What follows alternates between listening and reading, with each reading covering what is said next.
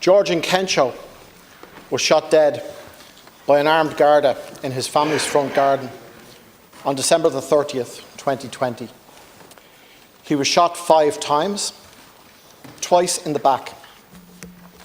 Yesterday we learned that the Garda who shot him will not now stand trial. George's grieving mother, his sisters and brothers, a working class migrant family, will now have to fight a long and hard battle for justice, even for basic information, like so many others have had to do in the past. On Tuesday, the state apologised to the Stardust families. The House rose in standing ovation, and everybody said, "Never again." Yet, just 1 day later, the state appears to many to be doing it all over again. No, Deputy, now hold on.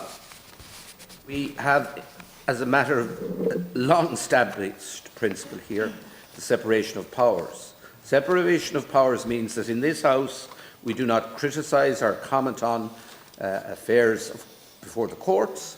The Director of Public Prosecutions is independent in their remit, and their actions and decisions may not be commented on here in this House, in accordance with long-established tradition, which you're long enough here yourself to understand.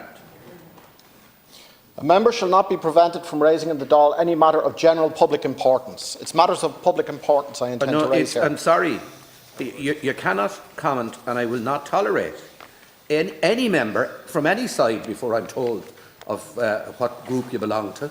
Nobody in this chamber is going to comment on actions or statements or decisions of the courts or of the DPP. Now let that be clear. Our hearts go out to the Enchenko family. The sympathies of every member of this House are with them and the memory of their son, who should not have lost his life. But we're not going to talk here about the decisions of the DPP. Let me be very clear about that. This case was always going to be a litmus test for the state on how it treats the issue of race. No, you can't. I'm sorry, Deputy. You may take another tack, but you are not going to engage in a debate here about a decision of the Director of Public Prosecutions. You're out of order in attempting to do so, and I will have to take action if you persist. Minister, Ireland in 2024, Dublin in 2024, is not the land or the city of 100,000 welcomes for migrants and for people of colour. A racist riot shook the city last November. A migrant was killed some weeks ago for speaking his own language. What message does a decision to not even send this case for trial send? No. You're not. Please, Deputy. We're not going to have more of this. Please desist. Please. Respect the honourable traditions of the House that has been respected over years by members on all sides. Do not try and take us down this road.